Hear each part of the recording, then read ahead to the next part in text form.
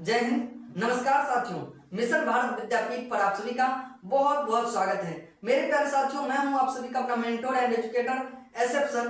साथियों, आज के इस सेशन में हम सभी जानेंगे एक बेहतरीन अंदाज में अपने बेहतरीन से विषय के बहुत ही शानदार पाठ्यक्रम।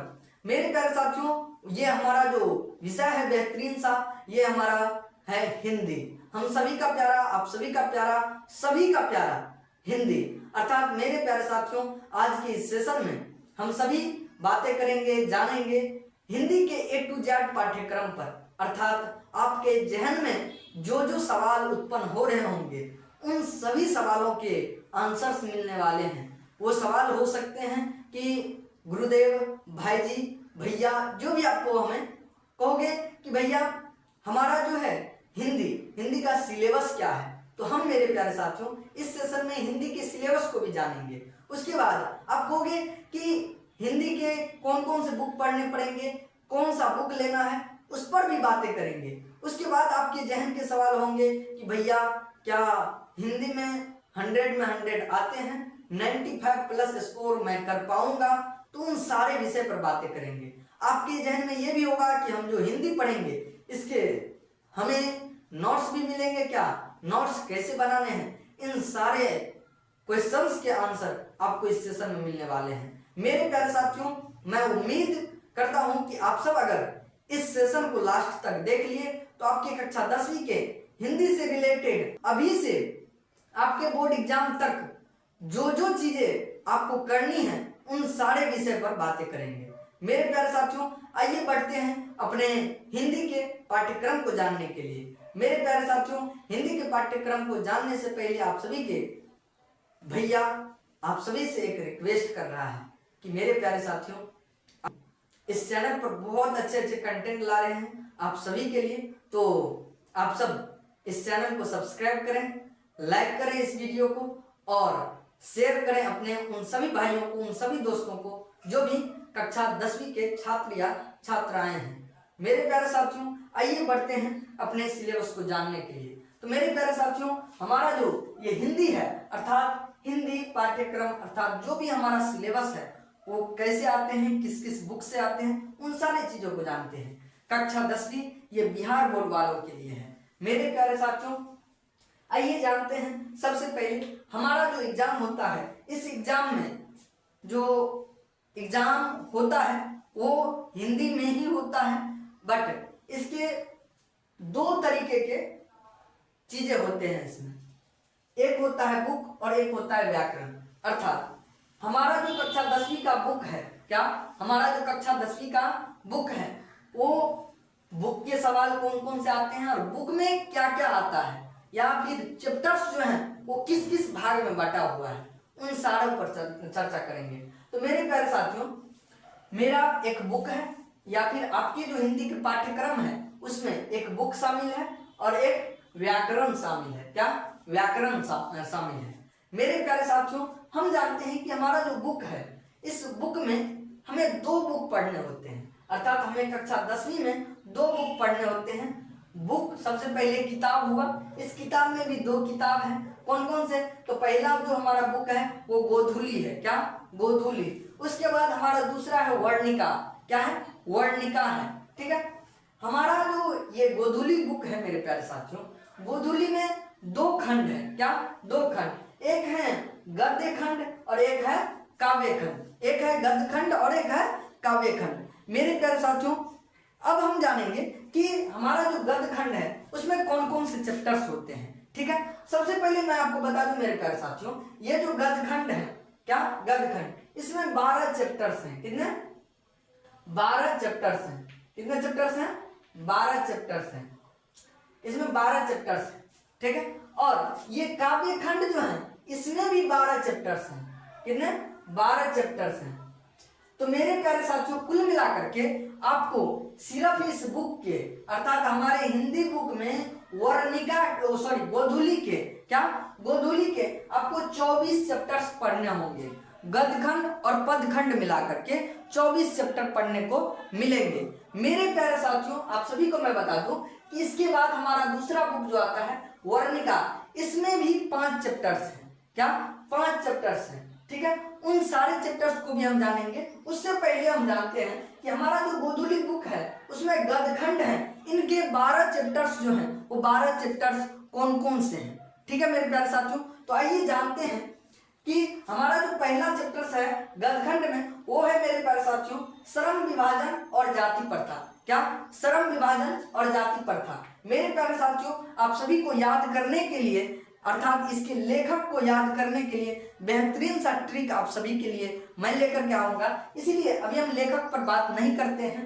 ठीक है, जो जो इम्पोर्टेंट होगा उस सब पर हम बातें करेंगे भी। ठीक है, अभी सिर्फ जानते हैं। ठीक है, तो हमारा जो ये श्रम विभाजन और जाति प्रथा है ये हमारे डॉक्टर बाबा साहब भीमराव अम्बेडकर द्वारा लिखा हुआ है। ठीक है, तो क्या है?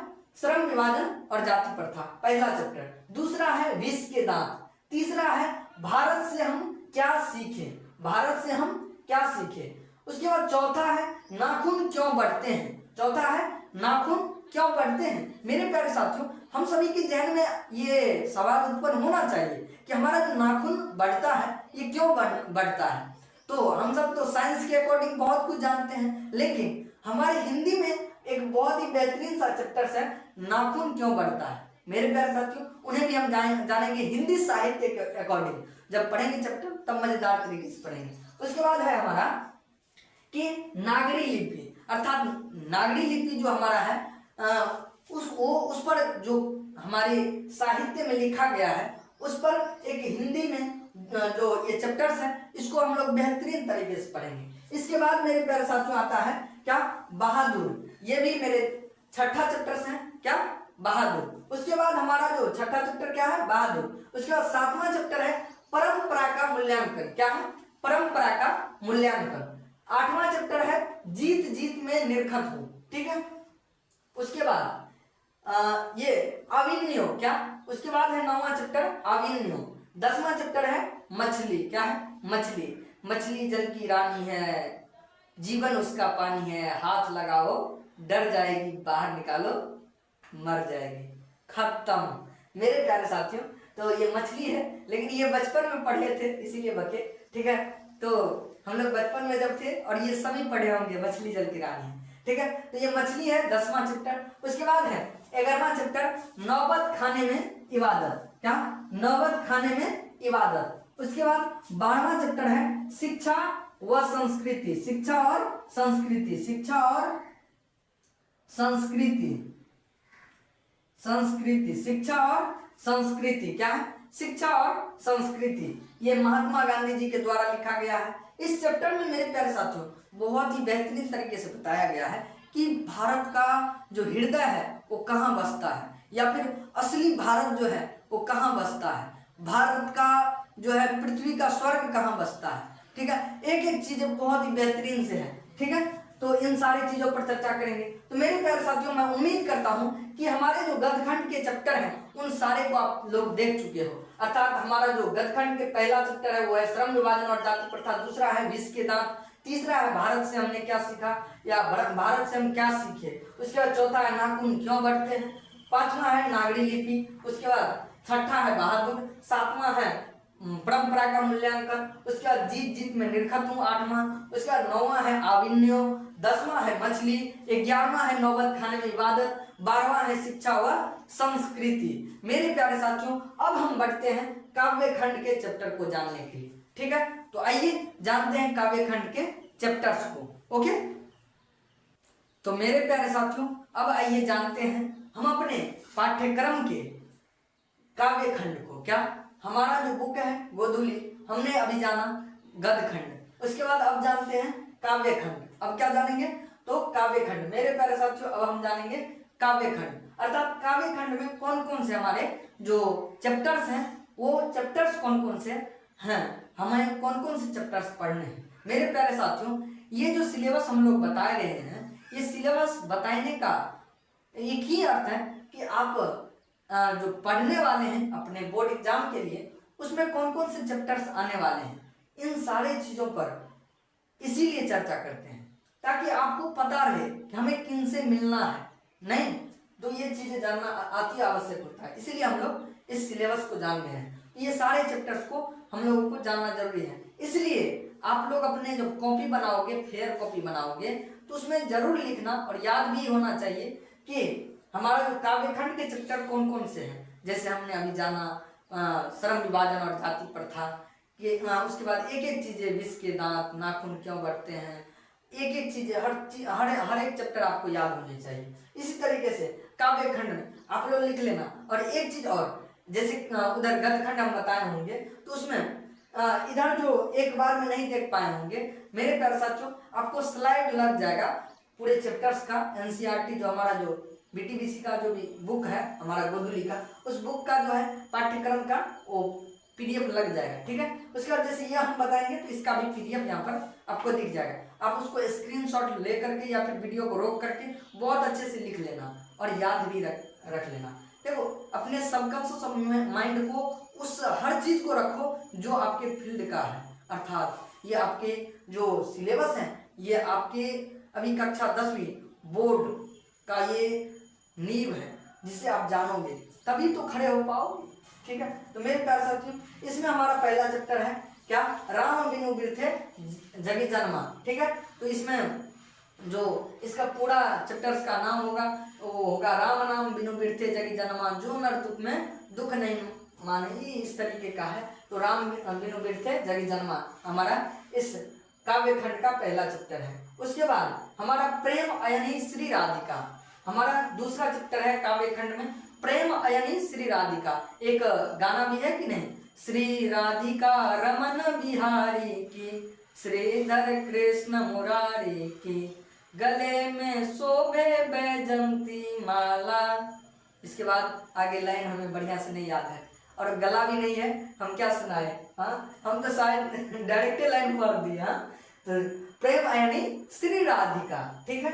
और मेरे प्यारे साथियों, आप लोग राधा नाम जपा करो, वो प्रेमानंद बाबा है कि नहीं। अब सोच सकते हो यार, 18 साल से ज्यादा हो चुके हैं, बिना किडनी के दौड़ रहे हैं।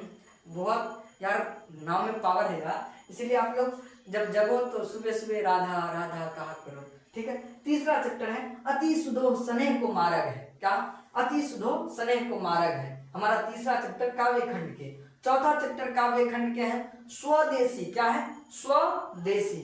उसके बाद हमारा काव्यखंड का 5वां चैप्टर है भारत माता, क्या है, भारत माता।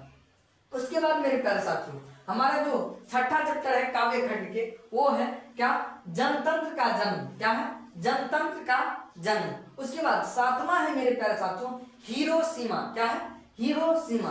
उसके बाद 8वां है मेरे प्यारे साथियों, क्या है, 8वां है एक वृक्ष की हत्या, क्या है, एक वृक्ष की हत्या। 9वां है हमारी नींद।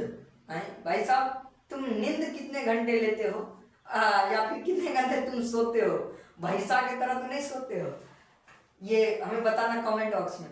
क्योंकि मेरे प्यारे साथियों, नींद भी बहुत जरूरी है, लेकिन ज्यादा मतलब कि कोई भी चीज अगर हद से ज्यादा होता है तो गलत होता है, ठीक है। तो इसलिए हमारी नींद, ठीक है, कितनी होनी चाहिए, ठीक है।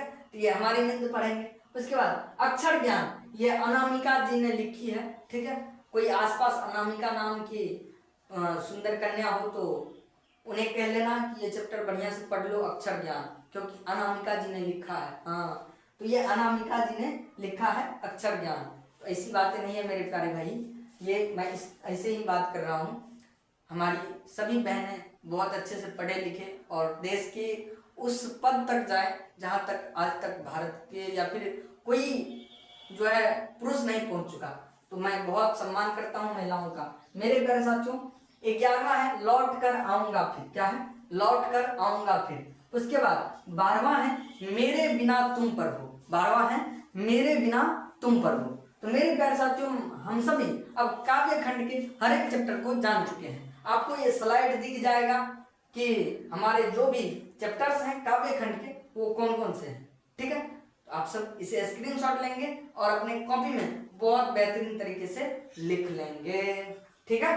तो ये हो गया हमारा चैप्टर्स, राम बिनु बिरथे जगी जन्मा, प्रेम अयनी श्री राधिका, अति सुधो स्नेह को मार्ग है। उसके बाद स्वदेशी, भारत माता, जनतंत्र का जन्म, हिरोशिमा, एक वृक्ष की हत्या, हमारी नींद, अक्षर ज्ञान, लौट कर आऊंगा फिर, और लास्ट में मेरे बिना तुम पर हो, ठीक है। तो ए टू जेड चीजें हम लोग ने जान लिया, ठीक है। वर्णिका के चैप्टर अब जानेंगे, ठीक है। तो हमारे गोधूली के गदखंड और पदखंड को हम लोग जान चुके हैं। अब जानेंगे वर्णिका के चैप्टर्स। क्या?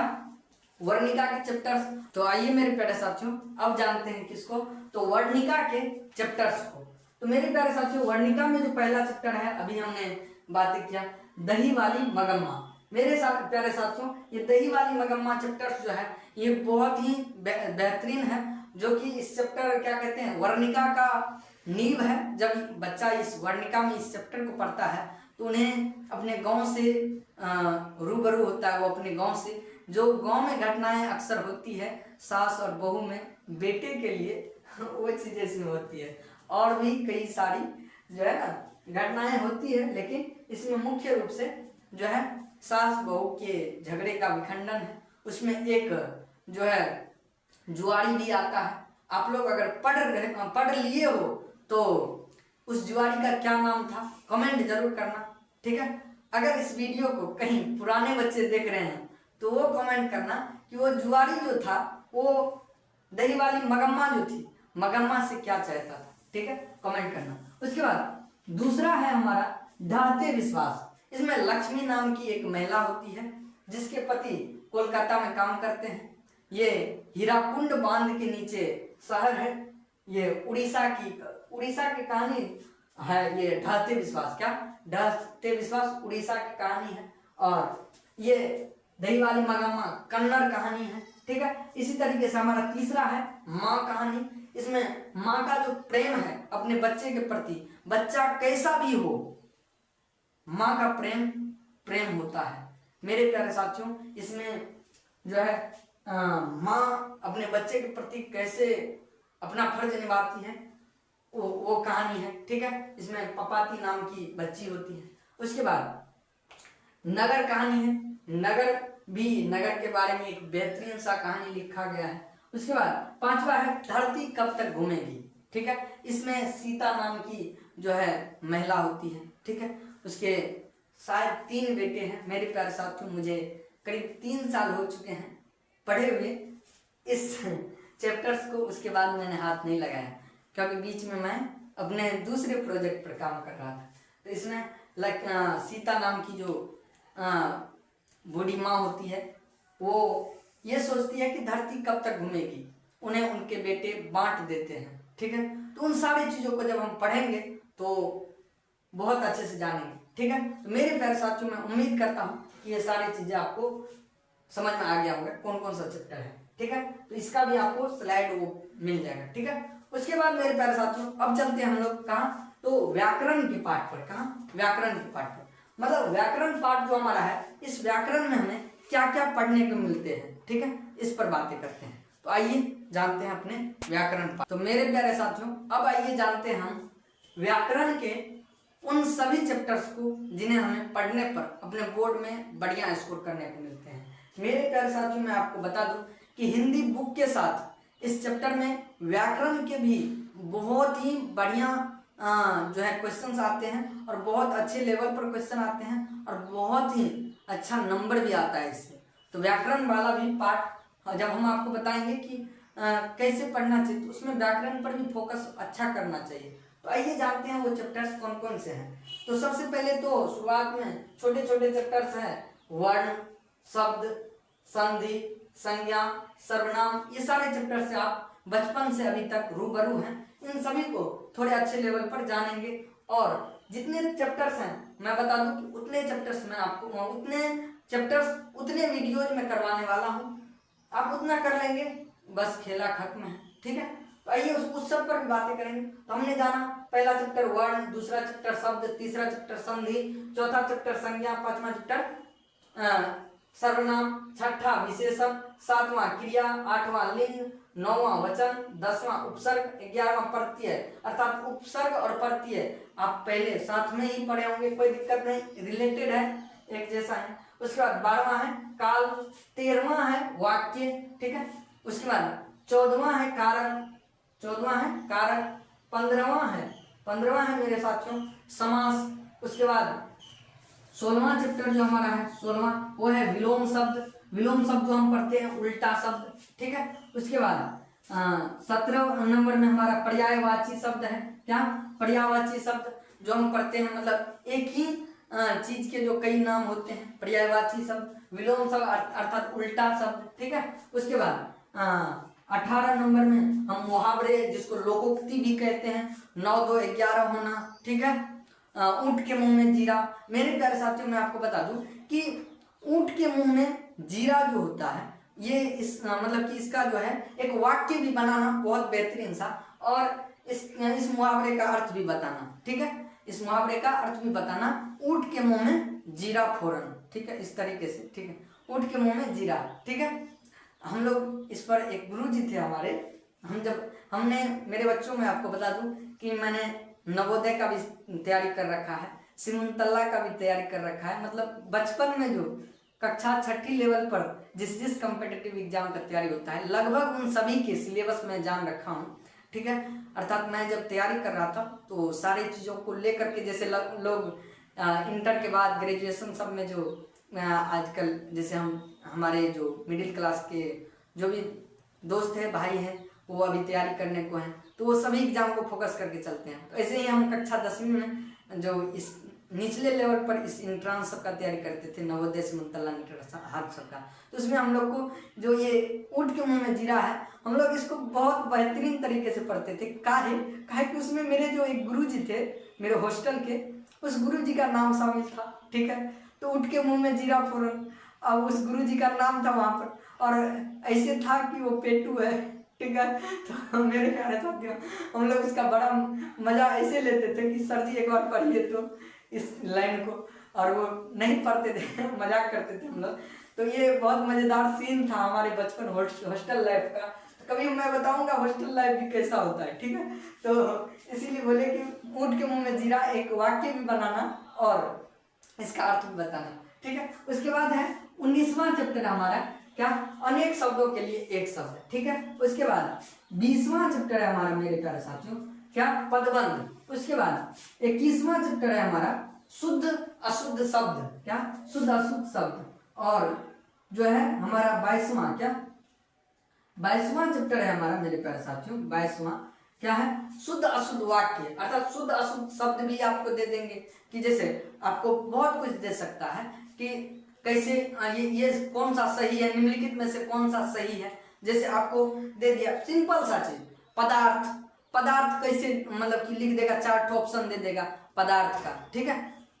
जो सही होगा वो पदार्थ का हिर्जे जो भी होगा, मतलब कि सही मीनिंग वो लिखा होता है उस शब्द का, तो वो शब्द शुद्ध है कि अशुद्ध है। उसके बाद जैसे शुद्ध अशुद्ध वाक्य होता है, जैसे मुझे खाता है, ये शब्द सही है कि गलत है, इस तरीके से मुझे खाता है, मैं खाता हूँ, इस तरीके से बहुत सारे ऑप्शन दे देंगे वाक्य के। ठीक है। तो ये सारी चीजें हो गई। तो इस तरीके से हमने जाना क्या, व्याकरण के उस पोर्शन को जो हमारे ऑब्जेक्टिव में खास करके आते हैं। क्या? ऑब्जेक्टिव में खास करके आते हैं। ठीक है।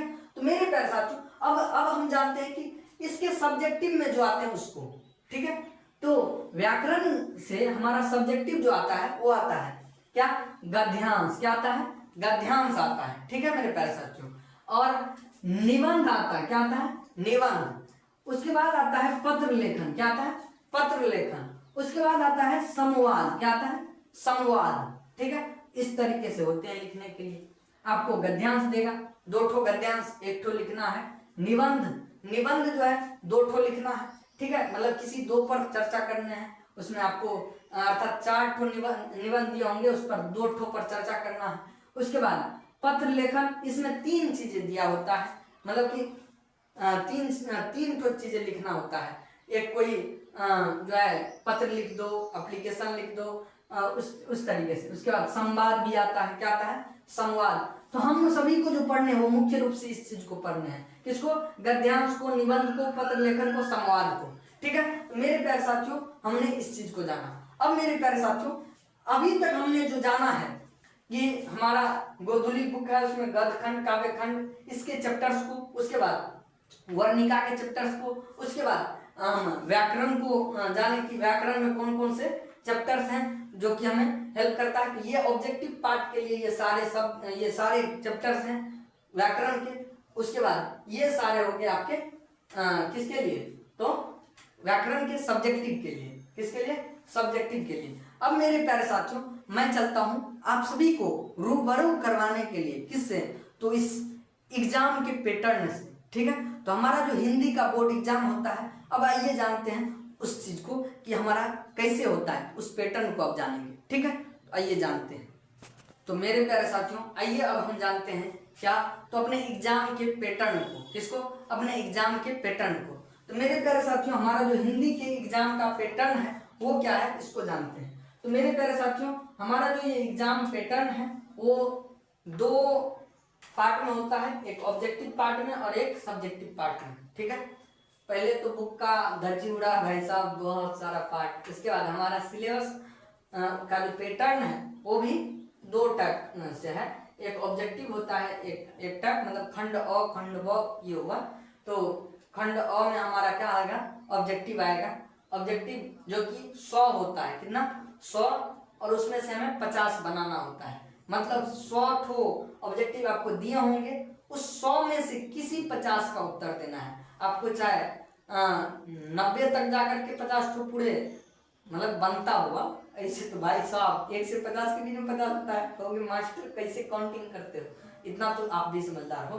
तो 100 में 50 किसी भी 50 को बनाना है, ठीक है। 100 में किसी भी 50 को, मतलब 1 से लेकर के आपके 50 जहां पर पुर जाएंगे, चाहे 100 पर जाकर के 50 पुरेंगे तो वहां तक तो ठीक है, लेकिन अगर आप 100 तक जाते जाते आपका जो काउंटिंग होगा बोर्ड एग्जाम में, वो काउंटिंग होता है 1 से शुरू करके, जहां पर आपको आपका 50 पुर जाएगा, 50 ठो ऑब्जेक्टिव, वहीं तक आपका काउंट होता है नंबर, ठीक है। आपको अगर 50 65 पर जाकर के 50 ठो पुर जाता है, या फिर 75 पर 85 पर, कहीं पर भी 85 पर मान लेते हैं कि आपका पुर गया 50 ठो, तो आपका वहीं पर रुक जाता है मशीन, ठीक है। मशीन के द्वारा चेक होता है, तो 1 से 85 तक के बीच में देखेगा कि किस 50 को बनाए हो, ठीक है। अगर उसके बाद अगर बनाए हो गया तो सही भी होगा, उसका कोई मायने मतलब नहीं है। तो इसलिए ये चीजें होता है कि क्या होता है कि 100 में 50 बनाना होता है। इसमें आपके बुक्स प्लस ग्रामर दोनों के योगदान होते हैं। अभी आपने देखा ग्रामर के जितने भी अभी नीचे लिखे हुए थे हमने चैप्टर्स, वो सारे से बहुत सारा क्वेश्चंस उसी में आता है। ऑब्जेक्टिव का वो सारा पैटर्न वो सिलेबस था, ठीक है। सब्जेक्टिव के लिए तो यहाँ हमने बताया, ठीक है। उसके बाद आइए जानते हैं सब्जेक्टिव में क्या सब है। तो मेरे प्यारे भाइयों सब्जेक्टिव में है गद्यांश, क्या, गद्यांश। मैंने पीछे क्या बताया, एक गद्यांश बता दिया, उसके लिए मैं क्षमा चाहता हूँ। आपको 2 गद्यांश बनाने हैं, ठीक है। तो 2 गद्यांश, तो एक गद्य खंड से एक पद्य खंड से, ठीक है। तो ये गद्यांश हो गया 10 10 20, ठीक है। उसके बाद निबंध होता है 10 नंबर का, वो बनाने हैं। उसके बाद पत्र लेखन या संवाद, इन दोनों में से किसी एक को बना लेना है, ठीक है। अथवा वाला को बनाओ या फिर पत्र लेखन कर दो, ठीक है। उसके बाद आपके आते हैं सब्जेक्टिव में क्या, लघु उत्तरीय और दीर्घ उत्तरीय प्रश्नोत्तर। लघु उत्तरीय प्रश्नोत्तर और दीर्घ उत्तरीय जो कि बुक से होता है, तो ये बुक वाला पार्ट हो गया लघु उत्तरीय प्रश्नोत्तर और बुक और दीर्घ उत्तरीय प्रश्नोत्तर। ये लघु उत्तरीय प्रश्नोत्तर आपके होते हैं 5x2 का, मतलब 10 ठो दिया रहेगा। इसमें भी लघु उत्तरीय प्रश्न में 10 ठो दिया रहेगा, जिसमें से आपको 5 का उत्तर देना है, और 5 गुने 2 10 मार्क का ये होता है लघु उत्तरीय प्रश्नोत्तर। उसके बाद दीर्घ उत्तरीय प्रश्नोत्तर, ये 2 ठो दिया होगा, उस 2 में से किसी एक का उत्तर देना है, और ये 5 मार्क्स के होते हैं। कितने मार्क्स के, 5 मार्क्स के होते हैं, ठीक है। एक बनाना है, ठीक है। ये क्या होता है, जैसे हमारा ये 5 नंबर में दीर्घ उत्तरीय में किसी चैप्टर का सारांश होगा, ठीक है, ये होता है। उसके बाद आगे सारी चीजें सिलेबस के हिसाब से बताते जाएंगे, ठीक है। तो ये आपके जो हो गए ये व्याकरण के पार्ट हो गए। अभी हमने यहाँ पर बताया संवाद, पत्र लेखन, निबंध, गद्यांश, ठीक है। तो ये कुल मिला करके कितने नंबर हो गए, 20 नंबर गद्यांश से, उसके बाद 10 नंबर यहाँ से 30 नंबर, और 5 नंबर पत्र लेखन, मतलब 35 नंबर आपके यहाँ पर पूछे जा रहे हैं सब्जेक्टिव में। किससे, तो व्याकरण से 35 नंबर व्याकरण से पूछे जा रहे हैं। देखो कितना योगदान है। और इधर 5 नंबर, इधर 15 नंबर मात्र सब्जेक्टिव जो है आपको बुक से है। तो आपके 50 नंबर के सब्जेक्टिव में 35 नंबर मतलब ज्यादातर ग्रामर से आया। तो आप लोग ग्रामर के इस सभी चीजों को बहुत अच्छे से तैयार कर लेंगे कि गद्यांश में हमें आंसर कैसे देने होते हैं। हालांकि बहुत आसान है, फ्री में नंबर मिल रहा है भाई साहब। उसके बाद निबंध, निबंध तो सभी को आता है, बशर्ते स्टेप जानना है कि कैसे लिखना है। उसके बाद पत्र लेखन तो सब जानता है, संवाद तो किसी एक को लिख देना है। उसके बाद दीर्घ उत्तरीय, लघु उत्तरीय, अब ये दोनों तो जब पढ़ोगे किताब तभी जानोगे, ठीक है। तो मेरे प्यारे साथियों, हमने आज के इस सेशन में बहुत सारी चीजों पर बात किया। मतलब हमारे जो हिंदी के पाठ्यक्रम है, बुक और व्याकरण, इनके हमने चैप्टर्स जाने, कौन कौन से चैप्टर्स पढ़ने होते हैं। उसके बाद हमने जाना एग्जाम पैटर्न, अर्थात